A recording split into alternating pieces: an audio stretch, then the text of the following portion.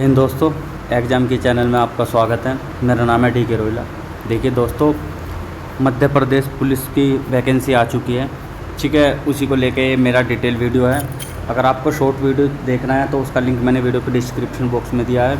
ये पूरा detail video है। यहाँ हम एक एक चीज़ को आसानी से और आराम के साथ समझेंगे, ठीक है। अगर आपको शॉर्ट वीडियो देखना है तो वीडियो के डिस्क्रिप्शन बॉक्स में लिंक है, आप उस वीडियो को देख सकते हो। इसमें हम पूरे नोटिफिकेशन को अच्छे से कवर करेंगे। मेनली हर उस चीज़ को पर डिस्कस करेंगे जिसके आपको फॉर्म भरने के या इस भर्ती के दौरान आवश्यकता पड़ती है। तो देखो, सबसे पहले आपको अगर चेक करना है कि इसकी इम्पोर्टेंट डेट क्या है, तो ये पेज 1 पे ही दी हुई है। ये आवेदन जो करने की प्रारंभिक तारीख है, यानी कि कब से आवेदन शुरू हैं, ये 26 जून से है। 26 जून 2023 से आवेदन शुरू हो जाएंगे। आवेदन करने की जो अंतिम तिथि है वो है 10 जुलाई 2023, ठीक है।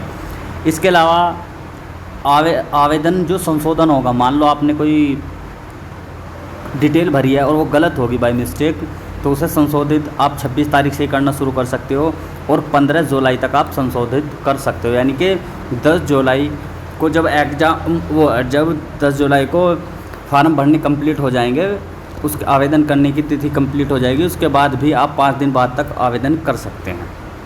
अच्छा, परीक्षा का दिनांक इन्होंने पहले घोषित किया हुआ है 12 अगस्त 2023 से प्रारंभ। यानी कि एग्ज़ाम हो सकता है 1 दिन में भी ख़त्म हो जाए, 2 दिन में भी या 3 दिन में भी, तो कितने फार्म भरे गए उस पर निर्भर करेगा, ठीक है। 12 अगस्त 2023 से स्टार्ट है, ठीक है। अब दूसरी चीज़, अच्छा, एग्ज़ाम की फ़ीस जो है वो लगभग 61 है और 20 का 80 रुपये है। ये कैसे कैसे पे होगी, ये हम आपको भाई देखो तभी बता पाएंगे जब फार्म शुरू हो जाएंगे भरने। यानी कि जैसे 26 तारीख आएगी, मैं एक फॉर्म भरूंगा डेमो के तौर पे और उसमें हर चीज़ को आपको एक्सप्लेन करूंगा डिटेल से, ठीक है। अच्छा, इसमें एक चीज़ ये देख लेते हैं, ये चीज़ उन्होंने बताया हुआ है पहले ही, जो आपका पेपर होगा उसकी आवेदन परीक्षा की समय सारणी कि 12 अगस्त का पेपर है। देखो 2 शिफ्टों में होगा, पहली शिफ्ट और सेकेंड शिफ्ट। पहली शिफ्ट का रिपोर्टिंग टाइम 7:30 से 8:30 तक होगा। थोड़ा सा टाइम आपको 10 मिनट उसके लिए दिए जाएंगे निर्देश पढ़ने के लिए, और 9:30 बजे से आपका पेपर शुरू हो जाएगा 2 घंटे का। यानी कि 11:30 बजे ये पेपर छूटेगा, तो 1 घंटे का लंच, उसके बाद 12:30 से दूसरी मीटिंग की एंट्री शुरू हो जाएगी और 1:30 बजे तक एंट्री होगी, और 2:20 से 2:30 तक आपको 10 मिनट पढ़ेंगे निर्देश पढ़ने के लिए, और 2:30 बजे से आपका एग्ज़ाम शुरू, 4:30 बजे छूटेगा 2। अच्छा, ये डिटेल तो दी हुई इसमें पहले पेज पे। इसके बाद हम आएंगे सीधा 5वें पेज पे, चौथे पेज पे दी हुई है यहाँ पे इसकी डिटेल फुल्ली कि वैकेंसी कितनी किस डिपार्टमेंट में कितनी है। देखो, हालांकि ये आपके जो कांस्टेबल की है ये 3 भागों में डिवाइड की गई है। एक तो है आरक्षक सामान्य ड्यूटी, जनरल ड्यूटी, एक है जनरल ड्यूटी विशेष सशस्त्र बल, और तीसरी है सामान्य ड्यूटी जनरल ड्यूटी को छोड़कर रेडियो ऑपरेटिव की, वो आगे आएगी भी बता देंगे, ठीक है। अच्छा, अब आप अगर किसी भी अलग अन्य स्टेट से हैं तो आपको देखिए इन 1040 पे फाइट करनी है। ये 1040 भी मिली हुई हैं, जिसमें विशेष सशस्त्र बल वाले भी हैं और सामान्य ड्यूटी के, दोनों को मिला के 1040 हैं। ये 1040 अनरिजर्व हैं। इसके लिए OBC के लिए 1040 हैं, लेकिन वही बच्चे 1040 जो MP से हैं वही OBC में आएंगे ना, क्योंकि अदर स्टेट वाले तो देखिए जनरल में काउंट होंगे, अदर स्टेट वाले यहाँ काउंट होंगे जनरल में, ठीक है। बाकी डिटेल दी हुई है कि फ़ीमेल के लिए कितनी है। फीमेल जनरल के लिए 396 है, OBC फीमेल के लिए 396 है, और SC फीमेल के लिए 235 हैं, ST के लिए 293 है। ये टोटल डिटेल दी हुई है, आप इसका स्क्रीनशॉट ले सकते हो और नोटिफिकेशन में भी पढ़ सकते हो। टोटल ये वैकेंसी हुई 7090। अब आप सोचेंगे वहाँ तो कुछ 7000 प्लस थी, तो वो थोड़ी अलग है, उन्हें भी बता देते हैं, वो रेडियो ऑपरेटर की हैं, ठीक है। देखो, यह है जनरल ड्यूटी के लिए विशेष सशस्त्र बल, जनरल ड्यूटी विशेष सशस्त्र बल। इसमें अनरिजर्व के लिए जो है ये 536 हैं, OBC के लिए भी यहाँ 536 हैं, ठीक है। ये टोटल है 2646 पोस्ट। इसके अलावा ये आगे रेडियो ऑपरेटर की एरिया, इनको भी देख लेते हैं हम। देखो, ये है रेडियो ऑपरेटर वाली, जो तीसरी कैटेगरी थी ना रेडियो ऑपरेटर की, वो ये है जनरल ड्यूटी रेडियो ऑपरेटर की। इसमें अनरिजर्व पे 49 हैं, OBC के लिए भी 49 हैं। बाकी डिटेल यहाँ दी हुई है। ये टोटल 321 हैं, टोटल 321 पद किस चीज़ के हैं, रेडियो ऑपरेटर के, ठीक है। चलो, इसके बाद हमें जाना है 5वें पेज पे, पद संबंधित हो गया। इसके बाद आपको सीधे आना है 10वें पेज पे। हम पहुंचते हैं सीधे 10वें पेज पे। 10वें पेज पे क्या क्या दिखाया हुआ है? शैक्षिक योग्यताएं। शैक्षणिक योग्यताएं आपकी शैक्षणिक योग्यता यानी कि एजुकेशन क्वालिफिकेशन। ठीक है, देखिए जीडी के लिए, जनरल ड्यूटी के लिए 10+2 होना ज़रूरी है। वो 10+2 प्रणाली, सॉरी मैं गलती से कह गया, 10+2 प्रणाली के अंतर्गत आपका 10वीं क्लास होना बहुत ज़रूरी है। देखो 10वीं क्लास को हायर सेकेंडरी कहते हैं, 12वीं को हायर सीनियर सेकेंडरी कहते हैं। ठीक है, अच्छा इसमें 8वीं क्लास के साथ 8वीं क्लास हो, अथवा 8वीं क्लास मतलब या करके समकक्ष कक्षा उत्तीर्ण, यानी कि वही 10th क्लास चाहिए। ठीक है, अब इसके अलावा अगर रेडियो ऑपरेटर की बात करें तो रेडियो ऑपरेटर को एक के बारे में आपको बता दो, देखो 10+2 तो होनी चाहिए। इसके अलावा इसके अतिरिक्त सरकार द्वारा मान्यता प्राप्त किसी भी पॉलिटेक्निक संस्थान से, कॉलेज से या विश्वविद्यालय से ITI किस चीज़ में, इलेक्ट्रॉनिक्स में और हार्डवेयर में, कंप्यूटर हार्डवेयर यानी कि इलेक्ट्रॉनिक्स हार्डवेयर कंप्यूटर या अच्छा कंप्यूटर एप्लीकेशन नहीं हो, टेलीकम्युनिकेशन हो, ETC, ये एक बार आप पढ़ लेना। ठीक है, ये तो है आपकी एजुकेशन क्वालिफिकेशन। इसके बाद हम जाएंगे अगला, फिर आएंगे पेज 11। पेज 11 पे आपकी एज दी हुई है, कहाँ किसके लिए कितनी एज है। पेज 11 पे देखो पुरुष जो मध्य प्रदेश के हैं उनके लिए 33 साल एज होती है, 3 साल कोविड के कारण टोटल 36 साल। पुरुष जो मध्य प्रदेश के EWS में आएंगे उनके लिए भी 36 साल। पुरुष या महिलाएं जो अन्य किसी आदिवासी के हैं, यानी कि अन्य किसी प्रदेश से हैं, यानी कि अगर आप मध्य प्रदेश के अलावा किसी भी राज्य से हैं, चाहे आप पुरुष हैं कि महिलाएं हैं, आपको 33 साल तो देखो वहाँ जनरल की है, 3 साल कोविड के कारण टोटल 36 वर्ष आपको दी गई है। अच्छा महिलाएं किसी भी वो सभी श्रेणी के अभ्यर्थी, लेकिन ये वो महिलाएं हैं जो केवल मध्य प्रदेश से संबंधित है, यानी कि मध्य प्रदेश से अलग के ना हो, क्योंकि मध्य प्रदेश से अगर आप अलग के हैं, महिला हैं, तो आप इसमें काउंट होंगे 36 वर्ष वाले में। ठीक है, तो इसके लिए 38 + 3 41 साल है। यार इतनी एज बहुत है, अब इससे ज़्यादा कहाँ जाओगे, पूरी मौज कर रखी है यार। अच्छा देखो इसके बाद हमें जाना है पेज 13 पे। पेज 13 पे क्या दिया हुआ है, देखो वैसे तो इसमें बहुत लंबा नोटिफिकेशन है, लेकिन हम जाएंगे अभी पेज 13 पे। पेज 13 पे देख लेते हैं। पेज 13 पे दिया हुआ है आपकी परीक्षा योजना। ठीक है, जो परीक्षा है आपकी वो 2 चरणों में होनी है। पहला चरण तो होगा लिखित परीक्षा का, जिसमें बहुविकल्पीय 100 क्वेश्चन होंगे। अच्छा जो दूसरा चरण होगा ये केवल रेडियो ऑपरेटर के लिए है, केवल तकनीकी पदों के लिए है। अगर आप GD के लिए जा रहे हैं, जनरल ड्यूटी के लिए, या विशेष सशस्त्र बल के लिए आप जा रहे हैं, तो आपको केवल पहला एग्ज़ाम देना है। दूसरा एग्ज़ाम केवल उन बच्चों को देना है जो रेडियो ऑपरेटर के लिए जाएंगे। तो जो पहला एग्ज़ाम है उसी से आपकी, इसके साथ जो GD है, GD और सशस्त्र बल वालों, उनकी जो मेरिट बनेगी वो एक तो रिटर्न एग्ज़ाम और एक फिजिकल पे बनेगी, वो थोड़ा आगे बताएंगे जहाँ आएगा। ठीक है, अच्छा देखो परीक्षा की योजना होगी। पहला चरण तो हो गया आपका लिखित परीक्षा, और दूसरा चरण केवल रेडियो ऑपरेटर के लिए। इनके 2 पेपर होंगे, एक तो पहला जो सब देंगे, इसके अलावा एक इनका अपना तकनीकी क्वेश्चन पूछे जाएंगे, उसमें वो भी 100 नंबरों का होगा, 100 बहुविकल्प पे क्वेश्चन होंगे। चलो थोड़ा सा आगे इसको देख लेते हैं। प्रथम चरण की परीक्षा योजना, देखो 2 घंटे में पेपर होगा, 100 क्वेश्चन होंगे, यानी कि 100 क्वेश्चन है और 120 मिनट है। अधिकतम अंक 100 है, यानी कि एक क्वेश्चन 1 अंक का है। सही उत्तर के लिए 1 अंक दिया जाएगा। जिन उत्तरों का आपने प्रयास नहीं किया या गलत है उनके लिए कोई अंक नहीं काटा जाएगा, अर्थात नेगेटिव मार्किंग आपकी नहीं है। नेगेटिव मार्किंग तो आपकी नहीं है भाइयों। दूसरा इन्होंने बताया हुआ है प्रश्नों के प्रकार जो होंगे MCQ होंगे, देखो बहुविकल्प ही होंगे। अच्छा इन्हें बहुविकल्पों को थोड़ा सा मैं एक्सप्लेन कर देता हूँ, जिस तरह से पहले पेपर आया था उसके आधार पर।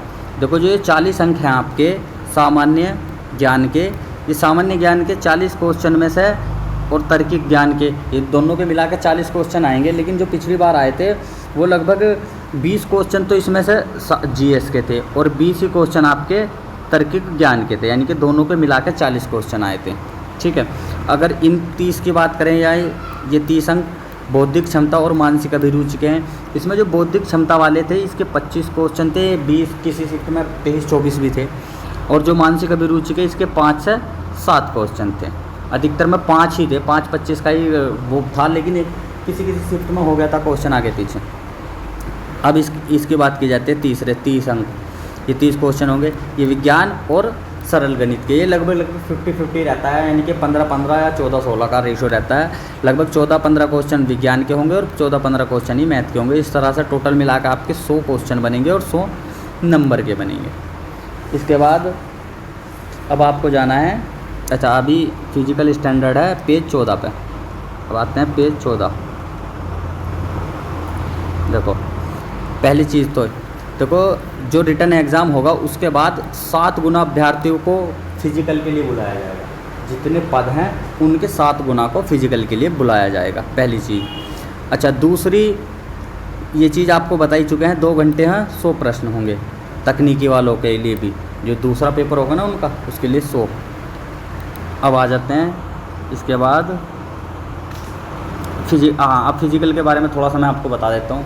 देखो, जो पहली 2 वैकेंसी के लिए अप्लाई कर रहा है, जीडी के लिए, जनरल ड्यूटी के लिए, यानी कि वो बंदा जिसने रेडियो ऑपरेटर नहीं भरा है, उसे पहला एक रिटर्न पेपर देना है। उसे क्वालिफाई करने के बाद 7 गुने में वहाँ बुलाएंगे। दूसरा उसका होगा फिजिकल के भी 100 अंक होंगे यहाँ पे। तो इसकी जो पहले 2 पद हैं इनकी मेरिट कैसे बनेगी? 100 नंबर तो आपके रिटर्न के लिए और 100 नंबर आपके फिजिकल के, इन 200 में से आपकी मेरिट बनेगी। और जो रेडियो ऑपरेटर है उनका क्या सीन होगा भाई? उनका 100 नंबर का पहला पेपर होगा जो सभी बच्चे दे पा रहे हैं। दूसरा जो पेपर होगा जो तकनीकी का 100 नंबर का वो होगा। टोटल कितने होंगे? 200 अंक। इनकी इन 200 से मेरिट बनेगी। पहला सवाल, क्या इनके फिजिकल का कोई नंबर नहीं जुड़ेगा? नहीं भाई, इनके फिजिकल का कोई नंबर नहीं जुड़ेगा। रेडियो ऑपरेटर में आपको फिजिकल केवल क्वालिफाई करना है। अच्छा, ये जो 100 नंबर है ये भी धीरे आगे आने वाले समय में आपको बताएंगे, जैसे जैसे हम चलते जा रहे हैं। अभी ये चल रहा है अपना कौन सा पेज पे है? हम 15 पे। ये शारीरिक मापदंड है, इसे देख लेते हैं। ये शारीरिक मापदंड जो है केवल सशस्त्र बलों के लिए है, जो यूपी मतलब एमपी पुलिस के सशस्त्र बल हैं उनके लिए। पुरुष के लिए 168, चेस्ट 79 से 84, यानी कि फुलाव मिनिमम 5 सेंटीमीटर का आपको चाहिए। अगर आप गढ़वाली कुमाऊं से हैं तो 157 हाइट चाहिए आपकी, और 79 और 84 चेस्ट चाहिए फुलाव के बाद। ठीक है। अच्छा, अन्य वर्ग के लिए, यानी कि इसमें रेडियो ऑपरेटर और वो दोनों शामिल हैं, यानी कि जो सशस्त्र बल है उसको छोड़कर जो जीडी बचा और रेडियो ऑपरेटर बचा, उनके लिए 168 हाइट चाहिए, 81 सेंटीमीटर चाहिए, फुलाने के बाद 86 सेंटीमीटर। महिला हैं तो 125 सेंटीमीटर 155 सेंटीमीटर आपकी हाइट चाहिए, और चेस्ट या वेट इसमें लागू नहीं है। ठीक है। पुरुष जो एसटी से हैं, केवल एसटी, यानी कि ना ही ओबीसी और ना ही एससी, केवल एसटी, उसके लिए पुरुष के लिए 160 सेंटीमीटर, महिलाओं के लिए 155 सेंटीमीटर, चेस्ट 79 से 81, यानी कि 5 सेंटीमीटर का फुलाव मिनिमम चाहिए ही चाहिए आपको। चलो भाई, इसके बाद आते हैं, अब पेज है 20वां, पेज 20 नंबर पर पहुंचते हैं सीधा। चलो, पेज 20 पे क्या दिया हुआ है? Maximum age.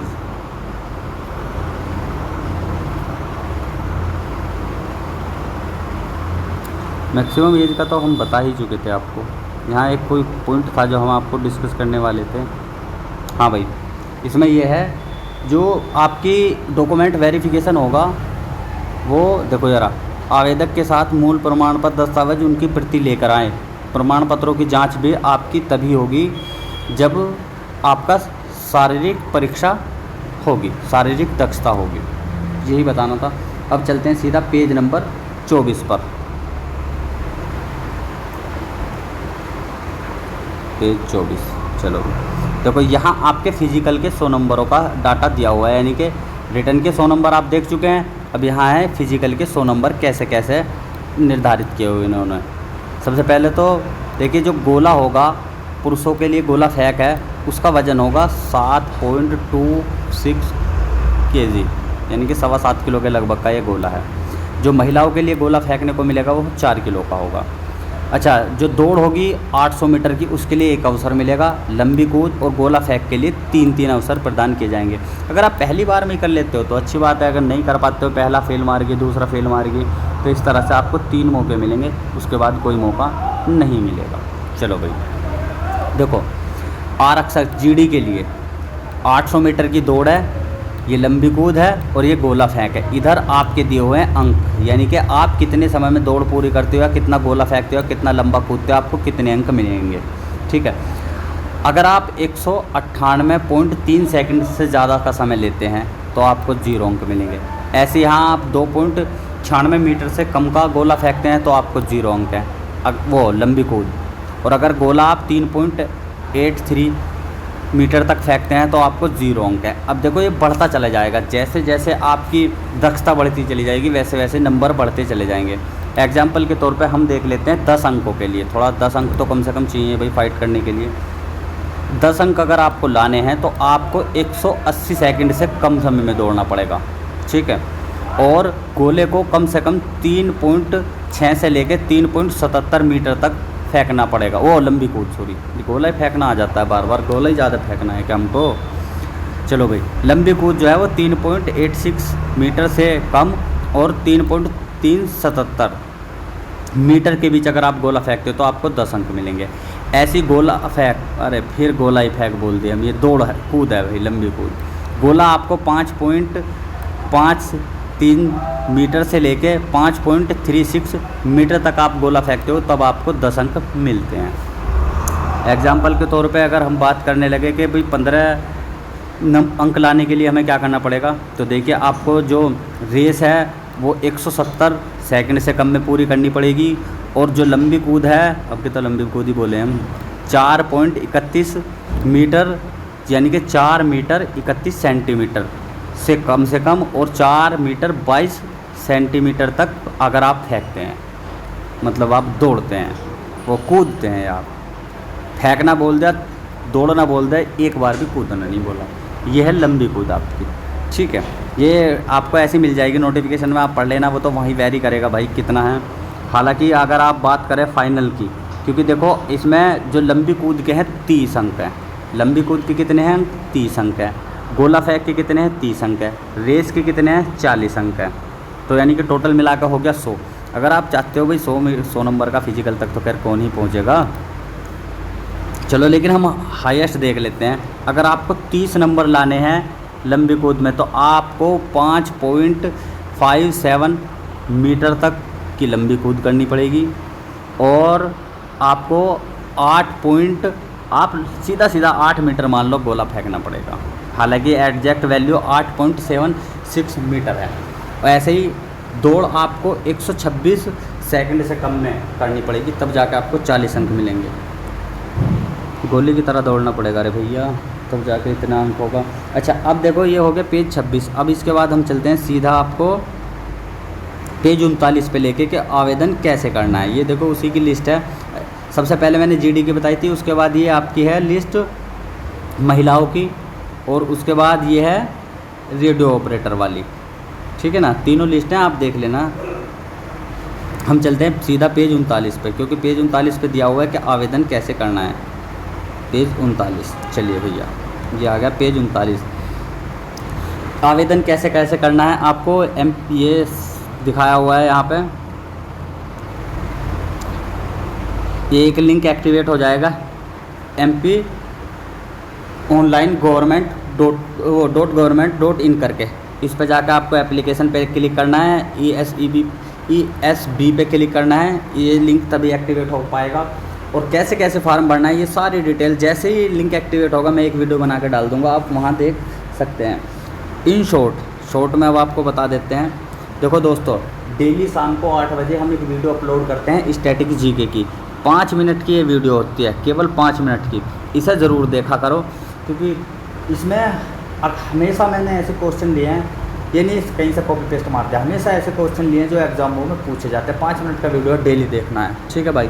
उसके अलावा मैंने आपको पूरा एग्ज़ाम का रिव्यू बता दिया है कि जो आपके 40 नंबर आएंगे सामान्य ज्ञान और जीएस के, उसमें से 20 तो होंगे आपके रीजनिंग के और 20 होंगे आपके तार्किक परीक्षा के, यानी कि वो 20 तो होंगे आपके जीएस के और 20 होंगे आपके रीजनिंग के। इसके अलावा जो दूसरा बौद्धिक क्षमता और मानसिक अभिरुचि, उसमें 25 क्वेश्चन रीजनिंग के और 5 अभिरुचि के। ऐसे ही विज्ञान के और मैथ के जो 30 आएंगे उसमें से 15-15 का रेशियो है। लगभग आप देख के चलो, मान के चलना मैथ के लगभग 40 क्वेश्चन आएंगे, मैथ के 40 क्वेश्चन आएंगे और रीजनिंग के 20 यहाँ और 20-25 20 ही वहाँ, लगभग 40 ही क्वेश्चन आपके रीजनिंग के बैठेंगे लगभग, ठीक है। टोटल स्कोर 100 बैठेगा। बाकी डिटेल के लिए आप नोटिफिकेशन को भी पढ़ सकते हैं।